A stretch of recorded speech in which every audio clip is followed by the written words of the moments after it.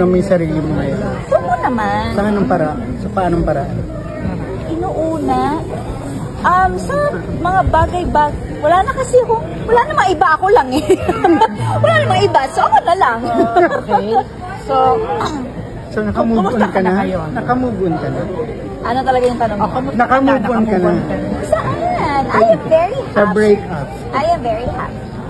Nakamove on? I am very happy. So, very happy siya. Ayan, nakamove on.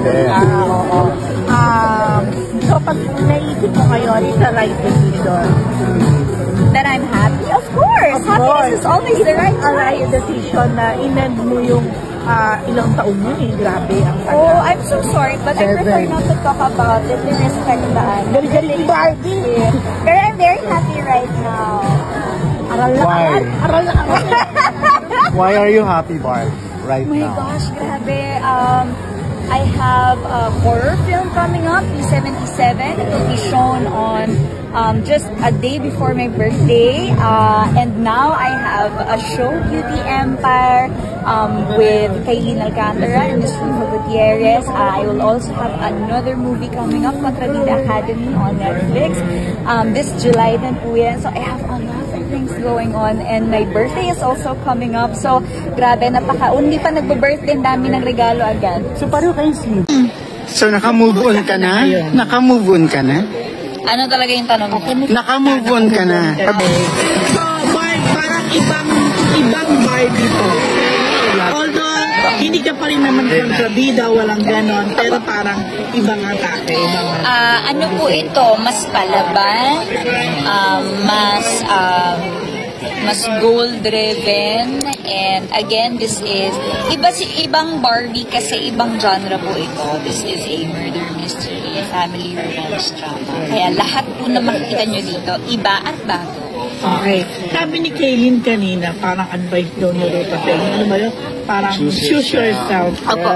Ikaw din ba ganun ang ginawa? Opo naman. Palagi naman po. Palagi ko naman kung pinapaalala yan. Kasi bago pa po yan sabihin sa amin ni Ms. Rufa, sinasabi na po yan sa akin ng pamilya ko, ate ko, tapos ng mama ko, ganyan. So inuuna mo yung sarili mo ngayon? Opo naman. Sa paanong paraan? Inuuna? Sa mga bagay-bagay. Wala na kasi ako. Wala namang iba, ako lang eh. Wala namang iba, so ako na lang. Okay. So nakamove on ka na? Nakamove on ka na? Ano talaga yung tanong mo? Nakamove on ka na? Saan? I am very happy. Sa breakup? I am very happy. Nakamove on? I am very happy. So, dahil very happy siya, kasi nakamove on na siya. So, pag naisip mo ngayon, it's a right decision. That I'm happy? Of course! Happiness is always the right A right choice. decision na in-end mo yung ilang taon yun eh. Grabe ang Oh, I'm so sorry, but I prefer 7. not to talk about it to respect the relationship. Pero I'm very happy right now. Aral na aral! Aral na aral! Why are you happy, Barb, right My gosh, grabe. I have a horror film coming up, P77. It will be shown on just a day before my birthday. And now I have a show, Beauty Empire, with Kaylin Alcantara and Ms. Rufa Gutierrez. I will also have another movie coming up, Contrabida Academy on Netflix. This July din po yan. So I have a lot of things going on, and my birthday is also coming up. So grabe, hindi pa nagbo-birthday, ang dami ng regalo agad. So pareho kayong single ni Kaylin. Ano na pag-usapan niyo sa dressing room? Maraming bagay. Ang dami namin gustong puntahang mga cafes, restaurant. Yun yung ginawa namin sa Korea. Nag-explore kami ng mga cafe. Nagpunta kami sa isang parang cafe na nakita namin sa Myeongdong. Tsaka ang unang-una ko talagang hinanap pagdating ko sa Korea, si Kaylin. Kasi nagsamgyupsal talaga kami sa Myeongdong. Kung may mga love life kung kayo pinag-usapan, kayo dalaw, since pareho rin kayong mga... Of course, we talk about love life because we love our life. Hindi, of course, yung mga...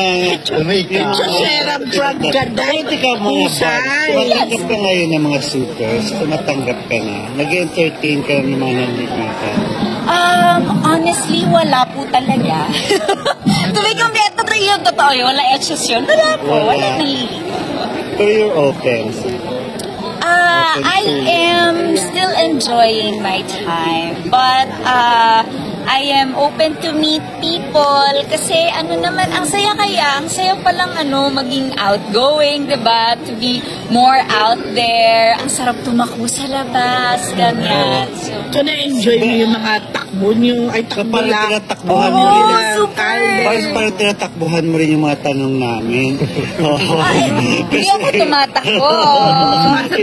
No flinch. I am standing right here, Tito Gorgie. Regards sa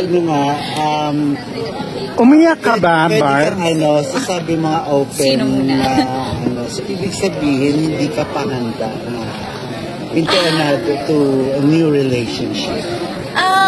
Siguro po dahil marami lang din po talagang ginagawa pa rin ngayon. Siguro when I have more time to think about it, and syempre para hindi rin ako maging selfish, when I have more time to spend, diba? Why not?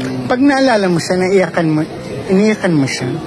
Ha? Iniyakan mo si Jack. Marami akong iniiyakan. Nakita niyo yung eksena namin kanina. Hindi. Nakita ko yung kapatid ko. Ilang beses akong umiyak. Pati yung nanay ko, nung nalaman ko na meron siyang dementia. Nanghinayang ka? Umiyak din ako. Nanghinayang ka? Sa relasyon niyo? Nanghinayang ako na sana nabigay ko pa yung best ko dun sa eksena. Kasi parang hindi pa ako masyadong happy. Sana na-improve ko pa sana. Are you willing to work with him again, if ever?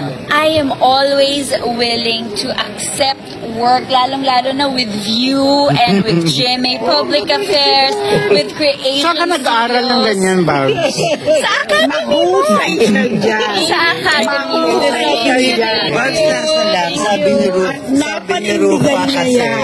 Sabi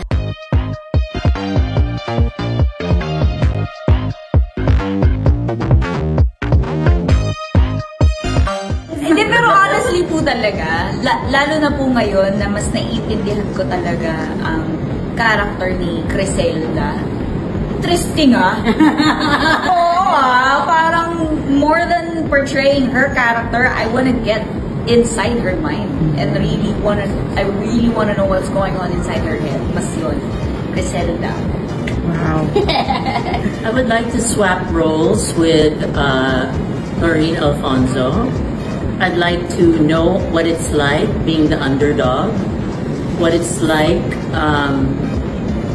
growing up happy and yet something happened in her life that made her change her ways and become a wolf in sheep's clothing. Or a sheep in wolf's clothing. Tama ba yun? Wolf? Yeah, both. At paano ko i-revenge yung nangyari sa kapatid ko. So that's something that I'm going to be excited about, how to portray that character. Ang ganda ng character niya and copy-paste kung bakit. But Criselda, I think I'm very interested in yung different kinds of weight that Velma is carrying currently as a CEO, but also the weight that she carries in her personal baggage, in her personal life, and how she navigates that and still remains very queenly about everything, regardless of her outbursts here and there, which is totally understandable also from the point of view of Criselda. I think she understands that from a deeper level, but from an actor, from a role swap perspective, I think I'd be very interested in digging into the emotional process ni Velma and how she navigates that internal chaos, the internal and external chaos around her, and running a company that's not easy. So, great with great power comes great responsibility. Spider-Man. Yeah, for me, I think it's a no-brainer. Syempre si Noreen. I think she's the most complex character I feel in the show. And it would be very interesting to explore that. Kasi, she has a good heart, mabait siya tao, but something brings her to the edge somehow that maybe causes her to make certain decisions. That would be interesting to explore. Surprisingly, I want to play the role of Mikoy. Kasi, Kala ko kay Choi po. yun din siya din. Pero imagine nyo ako na as the heartthrob na hopeless romantic na in love sa girl. Ay, talaga acting! So, ganito ako magsasalita. Wow! Diba? Acting ka. Pero it's just a surprise twist to what I can offer. Kasi sabi ko nga, multifaceted kami ni Sylvester. I feel like we're more than what meets the eye. And, Artiste. Artiste. That would be a fun role to play.